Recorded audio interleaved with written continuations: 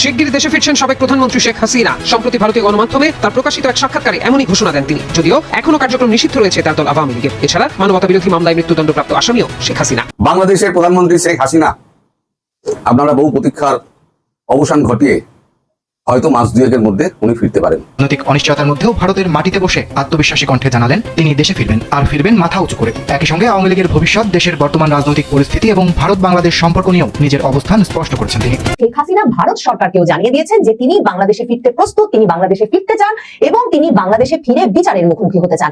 আসসালামু আলাইকুম ভিউয়ার্স, কেমন আছেন সবাই? আশা করছি সকলে অনেক ভালো আছেন।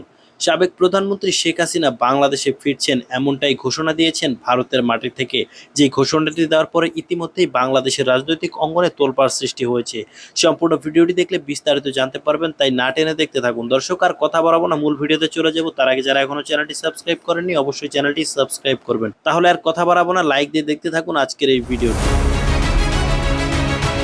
শিগগিরই দেশে ফিরছেন সাবেক প্রধানমন্ত্রী শেখ হাসিনা। সম্প্রতি ভারতীয় গণমাধ্যমে তার প্রকাশিত এক সাক্ষাৎকারে এমনই ঘোষণা দেন তিনি, যদিও এখনো কার্যক্রম নিষিদ্ধ রয়েছে তার দল আওয়ামী লীগের। এছাড়া মানবতা বিরোধী মামলায় মৃত্যুদণ্ডপ্রাপ্ত আসামিও শেখ হাসিনা। এমন প্রেক্ষাপটে তার দেশে আসার ঘোষণা রাজনৈতিক অঙ্গনে নতুন করে আলোচনা ও নানা জল্পনা কল্পনার জন্ম দিয়েছে। বিশ্লেষকদের কেউ এটিকে রাজনীতিতে নতুন সমীকরণের ইঙ্গিত হিসেবে দেখছেন, আবার কেউ মনে করছেন এটি একটি রাজনৈতিক অবস্থান বা কৌশলগত বার্তা। প্রকৃতপক্ষে শেখ হাসিনার দেশে ফিরে এসে সক্রিয়ভাবে আইনি প্রক্রিয়ার মুখোমুখি হওয়ার বাস্তব কোনো সম্ভাবনা আপাতত নেই।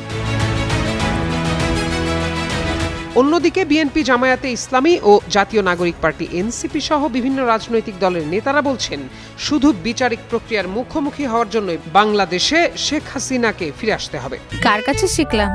এই যে রাধুনী রেডিমিক্স গরুর মাংসের মশলা, গরু রান্নায় গুরু হওয়া কোনো ব্যাপারই না। কারণ যে পরিস্থিতিতে তাকে দেশ ছাড়তে হয়েছিল সেটি ছিল ব্যাপক জন অসন্তোষ ও গণপ্রতিরোধের প্রেক্ষাপট। ফলে এখন তার দেশে ফিরে রাজনীতি করার বাস্তবতা নেই। যদিও আওয়ামী লীগ নেতাদের দাবি, শেখ হাসিনার দেশে ফেরার প্রশ্নে মামলা বা বিচারিক প্রক্রিয়া কোনো বাধা নয়, কারণ অতীতেও তিনি নানা প্রতিকূলতা অতিক্রম করেই দেশে ফিরেছেন। এবারও রাজনৈতিকভাবে থামিয়ে রাখা সম্ভব হবে না।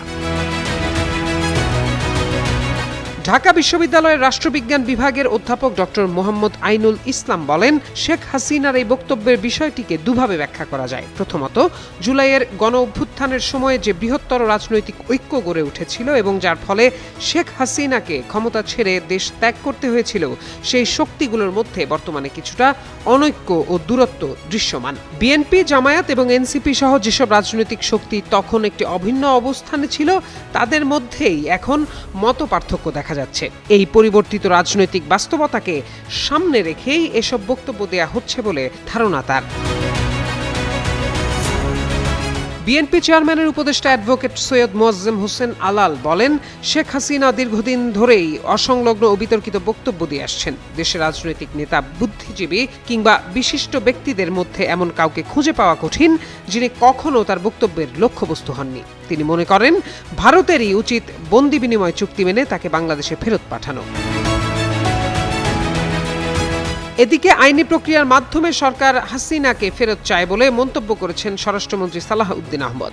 বৃহস্পতিবার স্বরাষ্ট্র মন্ত্রণালয়ে এক প্রেস ব্রিফিংয়ে একজন সাংবাদিকের প্রশ্নের জবাবে তিনি বলেন, পররাষ্ট্র মন্ত্রণালয়ের মাধ্যমে আমরা অনুরোধ করেছি, প্রত্যর্পণ চুক্তি অনুসারেও অনুরোধ করা হয়েছে। সরকার চায় শেখ হাসিনা মামলা ফেস করুক। শেখ হাসিনা ভারত সরকারকেও জানিয়ে দিয়েছেন যে তিনি বাংলাদেশে ফিরতে প্রস্তুত, তিনি বাংলাদেশে ফিরতে চান এবং তিনি বাংলাদেশে ফিরে বিচারের মুখোমুখি হতে চান।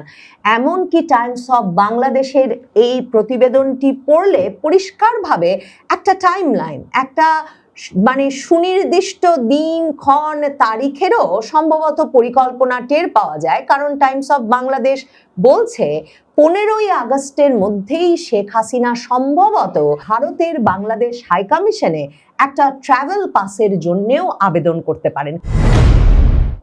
শেখ হাসিনা সম্প্রতি এক সাক্ষাৎকারে মাথা উঁচু করে শিগগিরই দেশে ফিরব এই ঘোষণা দেওয়ার পরেই সরকারের ভেতর এবং এমনকি ইউনূস সরকার ঘনিষ্ঠ ব্যক্তিদের ভেতর যে ধরনের প্রতিক্রিয়া তৈরি হয়েছিল তাতে বুঝতে অসুবিধা হচ্ছিল না যে কিছুতেই এই কথা শেখ হাসিনার একটা কথার কথা হতে পারে না। আসলে শেখ হাসিনা কথার কথা হিসেবে আন্তর্জাতিক সংবাদ মাধ্যমকে এমন কথা বলবেনই বা কেন? কারণ আর আগে কখনোই তিনি খুব শিগগিরই দেশে ফিরবো কিংবা মাথা উঁচু করে শিগগিরই দেশে ফিরবো এমন কোনো প্রতিশ্রুতি তো দেন নাই। তাহলে কেনই বা শেখ হাসিনা এমন সময়ে এসে এই কথা বললেন, আর কেনই বা সেসব সাক্ষাৎকারে বারবার উল্লেখ করলেন যে প্রতিদিন তিনি দেশে একটা গণতান্ত্রিক প্রক্রিয়া ফিরিয়ে আনতে ব্যাপক কূটনৈতিক এবং আন্তর্জাতিক তৎপরতা চালিয়ে যাচ্ছেন? শুক্রবার দিন দলীয় ফোরামে জ্যেষ্ঠ নেতাদের সঙ্গে এক সভায় আওয়ামী লীগ সভানেত্রী শেখ হাসিনা আনুষ্ঠানিকভাবে তাঁর নেতা কর্মীদের জানিয়ে দিয়েছেন যে বিচারের মুখোমুখি হতে শিগগিরই ঢাকায় ফিরছেন শেখ হাসিনা। বাংলাদেশের টাইমস অফ বাংলাদেশ নামের একটি ইংরেজি দৈনিক আজ তাদের প্রধান খবর করেছে আওয়ামী লীগ জ্যেষ্ঠ নেতৃবৃন্দের সঙ্গে কথা বলার সাপেক্ষে যে Hasina plans to face trial, Hasina বিচারের মুখোমুখি হতে বাংলাদেশে ফিরতে চান, হাসিনা বিচারের মুখোমুখি হওয়ার পরিকল্পনা করছেন। এবং সেখানেই তারা বলেছেন যে শুক্রবার শেখ হাসিনার সঙ্গে সরাসরি কথোপকথন হবার পরেই আওয়ামী লীগের জ্যেষ্ঠ নেতৃবৃন্দ পত্রিকাটিকে জানিয়েছে যে শেখ হাসিনা বলেছেন তিনি শিগগিরই বিচারের মুখোমুখি হতে ঢাকা ফিরতে চান, কাজেই দল যাতে সে প্রস্তুতি গ্রহণ করে। এবং এই আওয়ামী লীগ নেতৃবৃন্দ যেভাবে কথা বলেছেন এই পত্রিকাটির সঙ্গে, তাতে পরিষ্কার যে আওয়ামী লীগের ভেতরে এই প্রস্তুতি চলছে, একটি পর্যায়ে এসেছে এবং শেখ হাসিনা সম্ভবত নিজে জানেন কোন দিন ক্ষণ মাসে তিনি সত্যিকার অর্থেই বাংলাদেশে ফিরে আসবেন। দেখুন, সরকার যে ধরনের প্রতিক্রিয়া দেখাচ্ছিল তাতেও কিন্তু বুঝতে অসুবিধা হচ্ছিল না যে শেখ হাসিনার দেশে ফেরার সময় ঘনিয়ে এসেছে। কারণ তারেক রহমানের অতি ঘনিষ্ঠ, তারেক রহমানের তথ্য উপদেষ্টা ডাক্তার জাহেদুর রহমান তিনি শেখ হাসিনা মাথা উঁচু করে দেশে ফিরবো একথা বলার পরেই তথ্য মন্ত্রণালয়ের ব্রিফিংয়ে বলে বসলেন শেখ হাসিনার প্রতিও আমাদের ইনসাফ থাকবে, মানে তিনি যদি ফিরে আসেন তিনিও নাকি ন্যায় বিচার পাবেন, ইনসাফ পাবেন, এমন একটা প্রতিশ্রুতি দিয়ে বসলেন। তখনই আমি বলেছিলাম যে এতে নিশ্চিতভাবে বোঝা যাচ্ছে প্রধানমন্ত্রী তারেক রহমানের ঘনিষ্ঠতম সহচর তার এই উপদেষ্টা যখন হঠাৎ করে নিজ উদ্যোগে ইনসাফ এবং ন্যায় বিচার শেখ হাসিনার জন্য সরকার নিশ্চিত করবে এমন প্রতিশ্রুতি প্রকাশ্যে দেওয়ার প্রয়োজন বোধ করলেন, তার মানে কোনো একটি আন্তর্জাতিক পক্ষের সঙ্গে কিংবা একাধিক আন্তর্জাতিক পক্ষের সঙ্গে তারেক রহমান সরকারের এই আলোচনা চলছে যে শেখ হাসিনা যদি বাংলাদেশে ফেরেন তারা তাহলে তার জন্য ন্যায় বিচার বা ইনসাফের ব্যবস্থা করতে পারবেন কিনা। সম্মানিত ভিউয়ার্স, সম্পূর্ণ ভিডিওটি দেখার জন্য ধন্যবাদ। সম্পূর্ণ ভিডিও দেখে ভিডিও সম্পর্কে আপনার মূল্যবান মতামতটি অবশ্যই নিচে কমেন্ট করে জানিয়ে দিবেন। তো দেখা হচ্ছে পরবর্তী ভিডিও নিয়ে, সে পর্যন্ত ভালো থাকবেন সবাই। আল্লাহ হাফেজ। আল্লাহ হাফেজ।